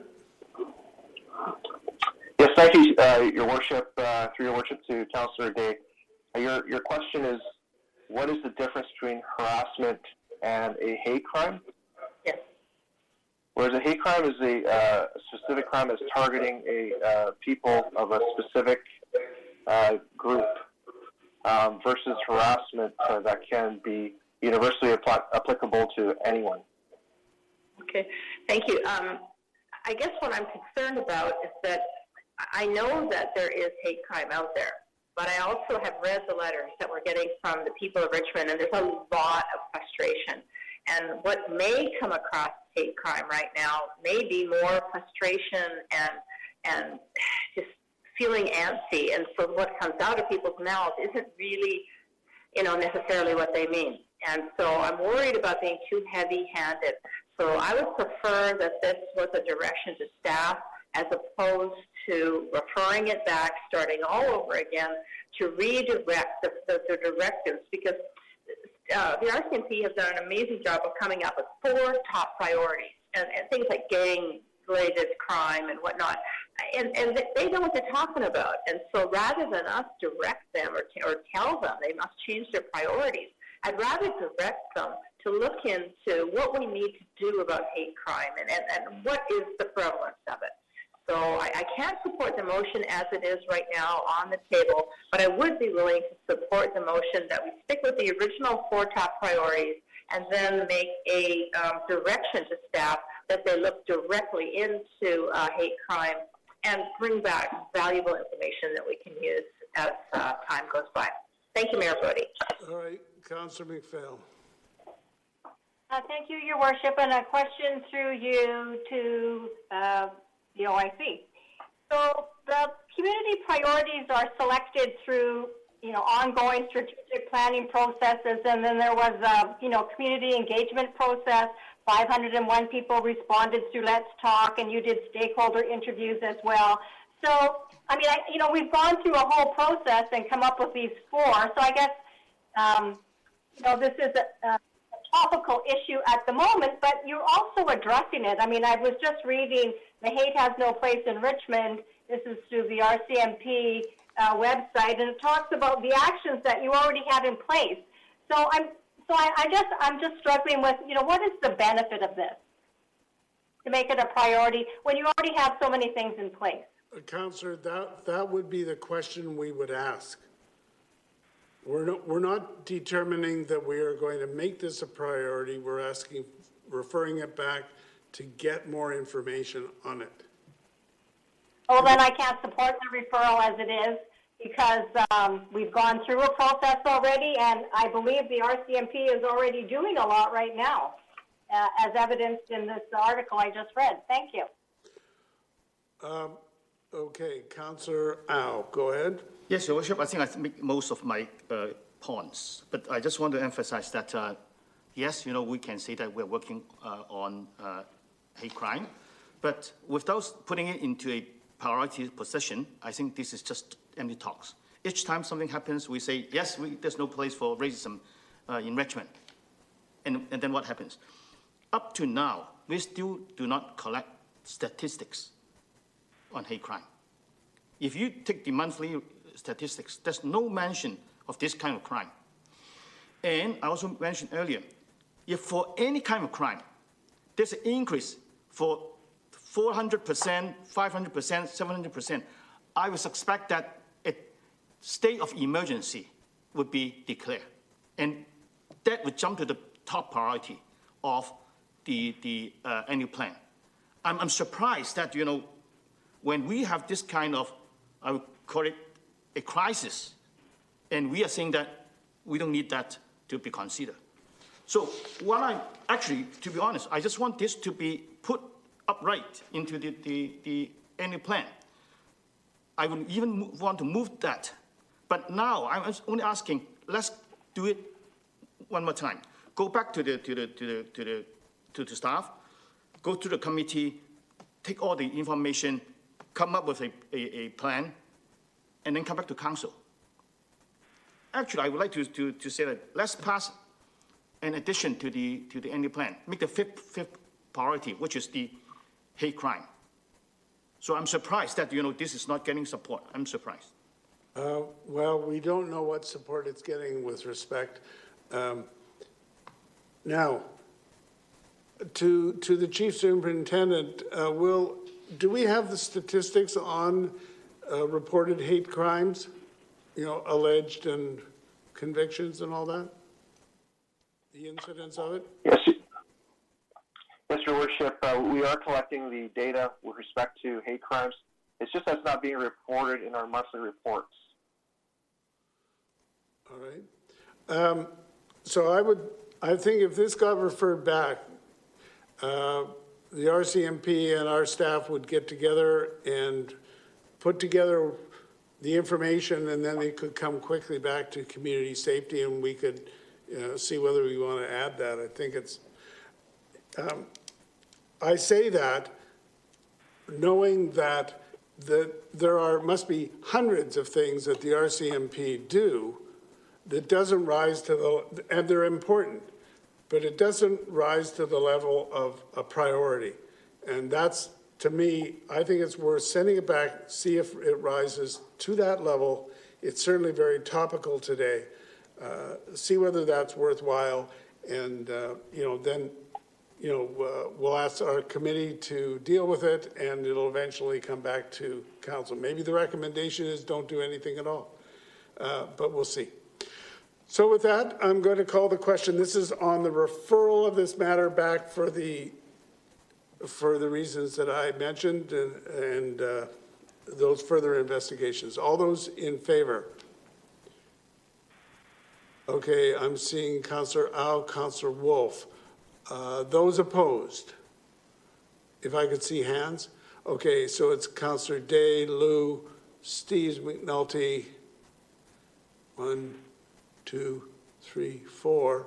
So that fails on a tie vote, the way I see it. 1, 2. Councillor McPhail, I'll vote against as well. Oh, Councillor McPhail.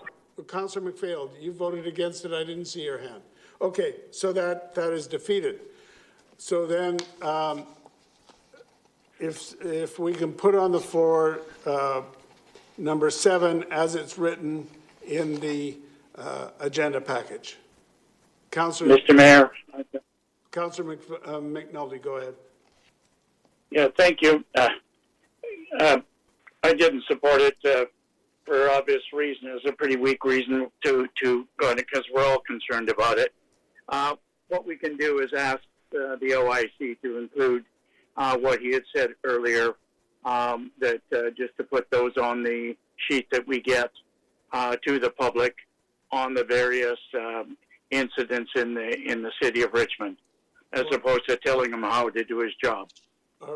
Okay, do you want to move the motion? And I'll request that as chair of community safety. Okay. Do you want to move number 7? I'll move number 7 as is. Okay. Second. Moved and seconded. I think we've probably had a good chat. Yes, Councillor Day. I'd like to make one minor amendment that we direct staff to look into the incidence of hate crime in Richmond, and that we add the data to the monthly reports that we get in the Community Safety Committee meeting. We need to track this. And if the officer in charge is not reporting it monthly, then I think that we should direct him to report it monthly so that we can catch up and know where we're at. This is an issue, and I don't think we should ignore it. I think we should deal with it head on. I just don't think that we should tell our RCMP to make it the top priority when we don't even know for sure it is that big of, how big of an issue is it? So I would like to amend this slightly, that we just add a... Hold it. My suggestion is you simply give a direction to staff in that regard. Okay? Yes. Thank you. I don't think we have to be so official as to amend the priority program. Councillor Au. I vote against this motion because I think this is sending the wrong message to the community.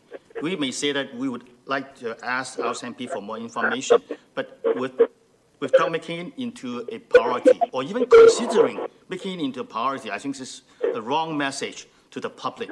It's insulting the public. All right. So on number 7, I'm going to call the question as it's written on the agenda materials for the priorities. All those in favor? Those opposed? So that is carried with Councillor Au opposed. The other matter that was taken off the consent agenda, I'll turn it over to Councillor McPhail, is number 16, the Williams Road application. Do you want to introduce that? Yes. Thank you, Your Worship. Item number 16, application by Ben Panesar for rezoning at 11240 Williams Road from the single detached RS1E zone to the compact single detached RC2 zone. The Planning Committee recommendation is that Richmond zoning bylaw 8500 amendment bylaw 10248 for the rezoning of 11240 Williams Road from the single detached RS1E zone to the compact single detached RC2 zone be introduced and given first reading, and I so move. Second. Go ahead. The applicant has applied for permission to rezone 11240 Williams Road from the single detached RS1E zone to the compact single detached RC2 zone to permit the property to be subdivided to create 2 single-family lots. Each home will have a 2-bedroom secondary suite. Thank you, Your Worship. All right, Councillor Wolf. Thank you, Your Worship. I have just some comments on this. I attended the Planning Committee when this was discussed and made some comments and questions there. I'll be very brief. First off, I visit or pass by the site on a weekly or daily basis during the week. And it does, I think, have one, if not the tallest tree, or 3 trees in one, in all of Richmond. I can't measure it with the proper equipment, but I think we're getting close to 40 meters tall. And I think the location of these trees is the most suitable to allow them to continue to remain there. So the couple pages actually, one thing first, you just have to walk west from this property to 10620 Williams, where council approved that development, very similar to this, that a lot of variants were moved one of the 2 houses back so the large tree in the front yard could be protected. Albeit, I know that tree as well is very significant and large and is more of a cedar, where this one's more of a poplar that I'm referring to in this item today. So a couple pages of significance for this. Probably just recommend if anyone wants to go turn to page 255 of our council package. That has the best map. So 255. And you can see there where there's 3 trees very close together on the southwestern corner of this property, lot 1. And it gets wrapped around by a lane. And excellent, because there is a very tall tree, and things that fall have a long way to fall. So historically, this has been an ideal location for this. It's got 2 sides with pavement, and directly to the south is kind of a backyard, and to the east as well, the backyards. And so I know these trees, and this type of a tree is known as a black poplar, also referred to as a Lombardy poplar, named after Italy region, Italian region. It does, when you look at the base of the tree, it's unlike many other, well, cottonwood kind of looks like that, where there's these things called burrs. And so it's not straight lines like we're used to looking at some of our native trees, and the bark lines run quite vertical. This one has a lot of irregularities, and it's part of the process. So I know our staff have gone out and assessed the health of it, and I've read all that. But again, these are trees that are not that common, and they're actually far and few between now in Richmond. So many of them have been lost. And I recall growing up and seeing a stand just like this. And it was when those trees got removed for a townhouse development, where they could have stayed because it was a school field right on the other side of it. It was just a shock. You'd go outside it and you'd be like, where am I? This isn't the same place, because the largest tree, the thing that glistens in the sun where the leaves are rattling, you can tell the wind. And when birds migrate through Richmond, there's really large flocks. And if they don't see the next tree where they're going to go and group up and spend the night, they don't travel through. So by losing this tree, we lose a vital network. And we have the ecological management network. We talk about hubs, and this tree is actually part of that. And albeit I know the health, and this is why I'm opposing the development this tonight, and why I oppose the tree protection bylaw upgrade or language from last month, was because what we do if we remove this tonight or we approve this item, then those trees come down, and that whole property, the full rectangle, gets a giant pile of sand on it. No time in the future, and some councillors referring to old growth trees earlier, well, if we pack this part of the land with sand, we're never going to be able to get a tall tree back there. Maybe a native tree, maybe another type. But what's vital about this is keeping those trees, and in the future, go to see them tomorrow. They're healthy as can be trees. Yes, there's some dead fall. That's every tree in Richmond. But if we can keep them, let this development get built with some variances, so it should be sent back, then at least that part of the soil is retained. So in the future, when we do put new trees in, that part of the backyard hasn't had the compaction. That's why it's so vitally important to refer this back, to get the variances that the developer can work with and save this back corner of land. So that's why I'm opposing this, and thank you. Those are my comments. All right. We'll call the question on the motion. Councillor Day. I was just curious if Councillor Wolf was making a motion to refer it back.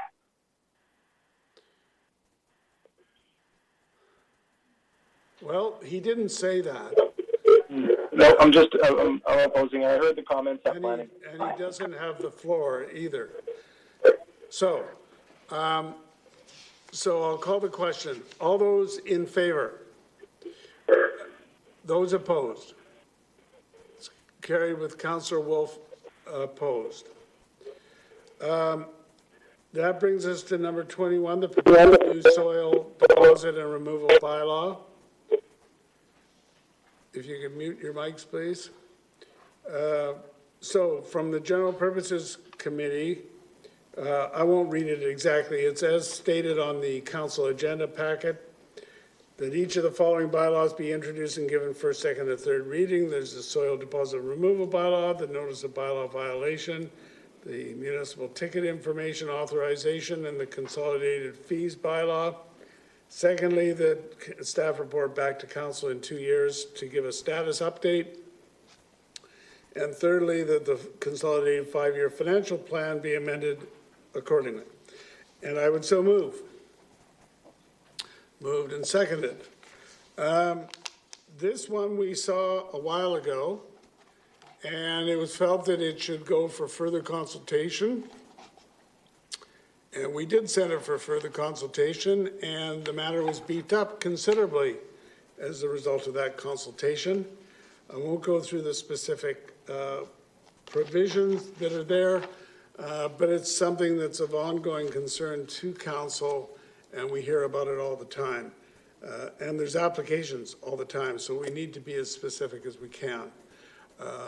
I think the point is going to be made that we should increase the possible security deposit. I think that the 2-year review is going to deal with that, and we'll get a report after 2 years and see whether we need to do something more striking on it. Councillor Wolf. Thank you, Your Worship. You did foreshadow some of my comments there. So first off, I am going to ask that this one is referred back.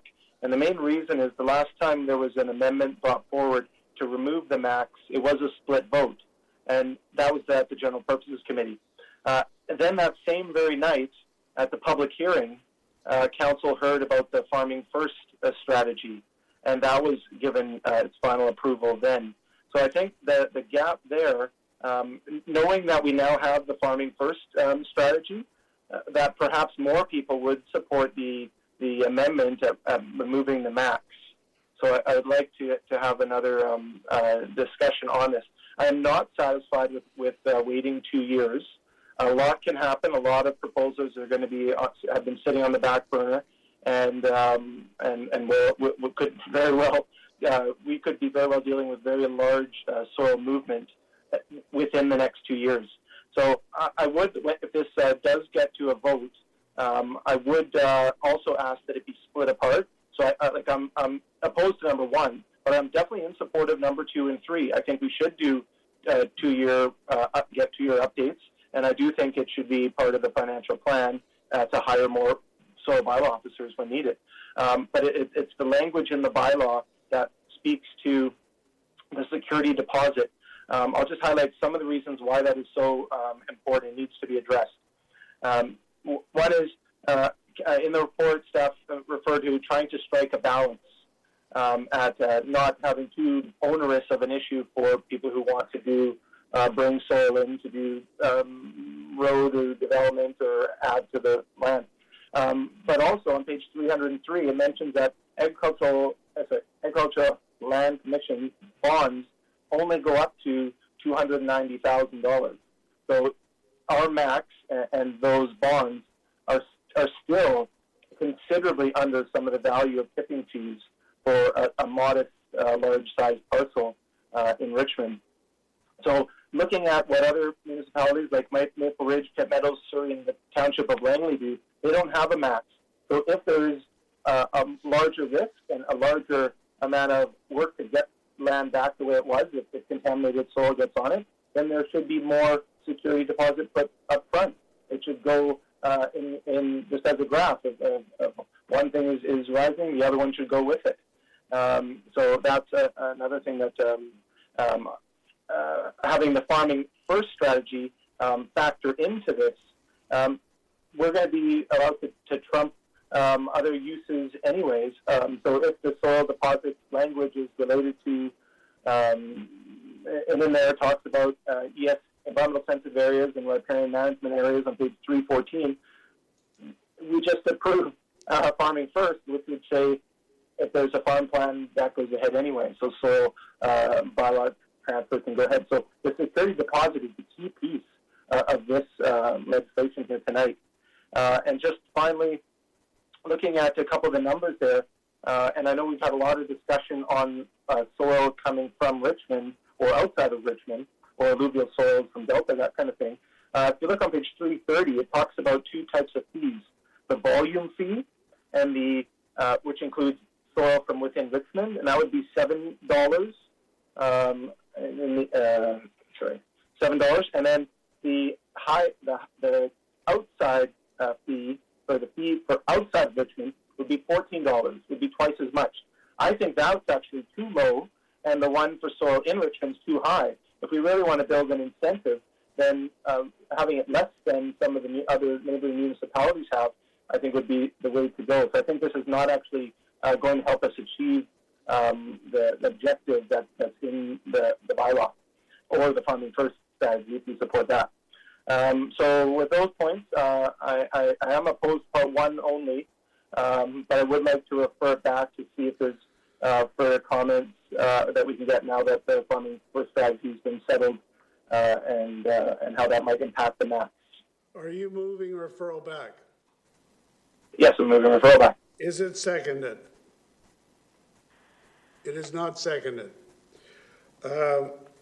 So we're on the main motion. 1 and 3 need to be held together because if we're changing the bylaws, we need the temporary soil bylaw officer position. We can talk separately about whether we report back in 2 years. So I'm going to call the question on 1 and 3. All those in favor? Those opposed? That's carried with Councillor Wolf opposed. And on number 2, the report back in 2 years. All those in favor? Anybody opposed? That is carried. So that brings us to the Special Finance Committee. Let's see now. So the motion coming from this afternoon would be that the annual property tax rates for 2021 bylaw 10-249 be introduced, given first, second, and third reading, and that let's do that first, and then if that passes, then we can adopt it. So that's moved. So moved. And seconded. We'll go to Councillor Au first. Yes, Worship, I have to declare conflict of interest because my son is working as a firefighter. Okay, thank you. We will excuse you. Councillor Day. Is this the 5.5% tax increase? This is, if you had been at the meeting this afternoon, you'd know that we're talking about the various rates between the various classes. Yeah, my computer would not let me in this afternoon. Okay, thank you very much.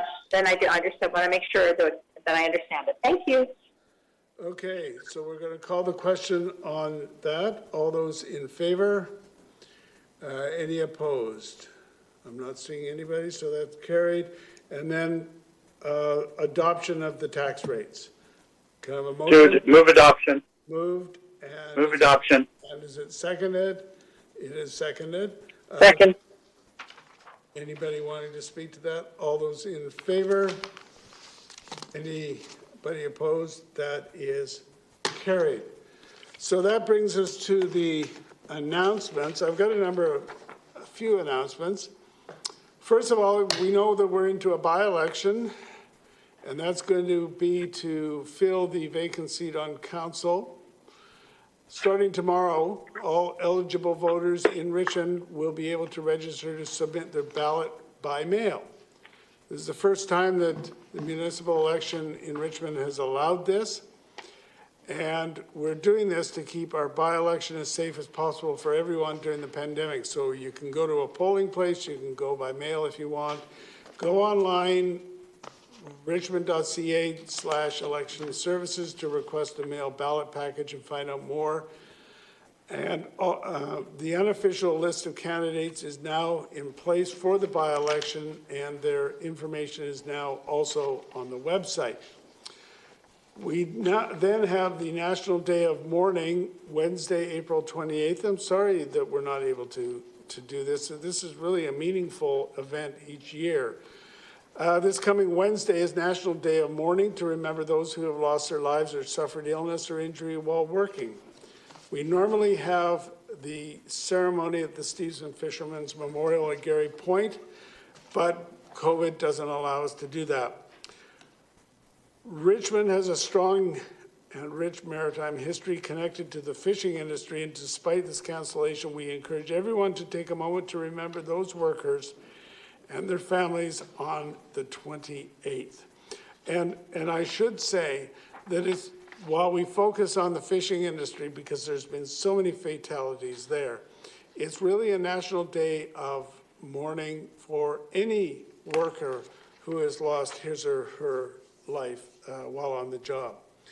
Then we have BC Youth Week, which begins May 1st. This is an annual celebration to highlight the strong connection between youth and their communities. The city and our community associations and societies invite Richmond's youth to to participate in a week of COVID-safe and virtual events to socialize and connect with peers while remaining physically distant. Activities will include an online game night, community cleanup challenge, a virtual Amazing Race scavenger hunt, and much, much more.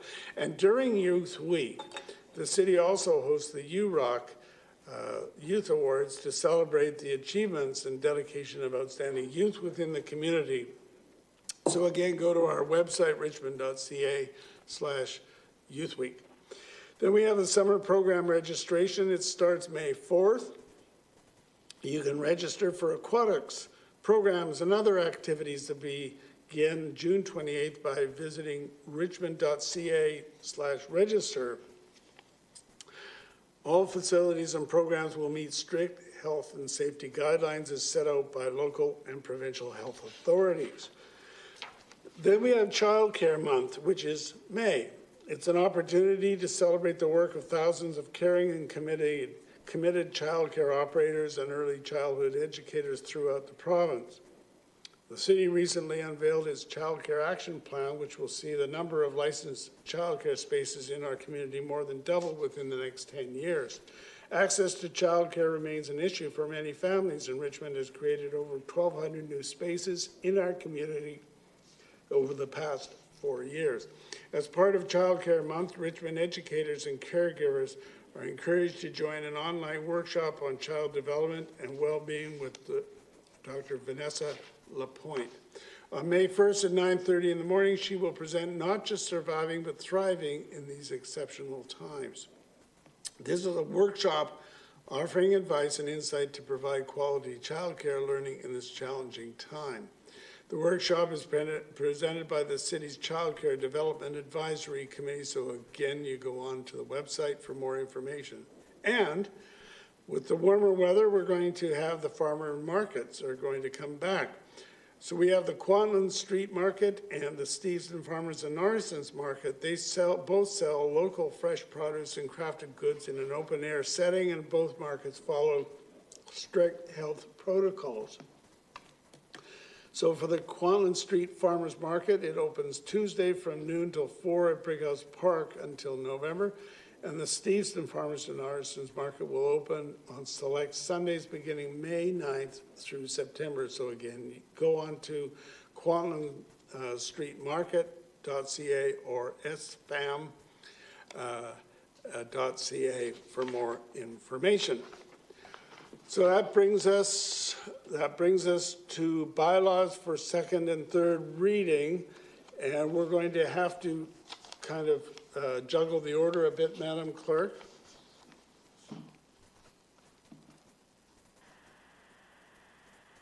Thank you, Your Worship. The first bylaw for second and third reading, this is bylaw 10161. Do you have a motion? Have a motion? Moved all the bylaws that have no opposition. No. We've got to do them in a certain order. So just bear with us. This is 10161. That's moved and seconded. Okay? All those in favor? Any opposed? That is carried. Then we have the bylaw on Spires 10223. We also have, let's see now, it's the second one on the final page, bylaw 10247 and bylaw 9714. Now, those all have recorded opposition. May I have a motion? That's moved and seconded. Discussion. Councillor Wolf. Just to clarify, would you like me to speak in opposition to all three at this time, or if I have opposition to all three, do I speak to all three of them now? If you want. Okay. So then, very briefly on each of these three, if I have them correct here, because I think I have it right. Just stop me if I'm wrong. So the first one there about Spires Road. So my opposition previously for this is that the Spires area plan is not finalized, and we've been talking about moving or taking potential park land away and allowing it to have another use. So I do not support the road dedication change until you can see where park space is going to be, and so that's why I'm opposed to that one. The first one about the tree bylaw, 8057, bylaw number 8057. The main one there is the need for a security deposit for replacement trees. So when a tree gets removed and it has to be replaced for whatever the ratio is, that those replacement trees come with a cost that is a deposit. And if the trees survive, you get the money back. They don't survive, the city holds on to that and further actions are taken.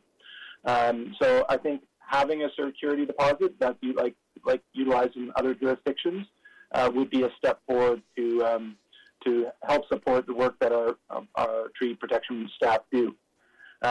Secondly, the last one there, this is the bylaw number 8636. I'm opposed to that one for the fact that the fees are too low. They're like the lowest in the region, which again is just leading to the loss of the urban forest. So we can say all we want about old growth forests elsewhere, but we got to hold our own feet to the fire too, and find methods to strengthen our bylaws, not just put exemptions in them. Okay, thank you. Okay, so I'm going to call them separately because I think I messed it up a little bit. I'm going to call the very first, well, it's the first one after the development cost charges. So, road closure and removal of road dedication, which is bylaw 10223. All those in favor? Those opposed? It's carried with Councillor Wolf and Councillor Day opposed. I see Councillor Day, you have your hand up. Was that what you wanted to address?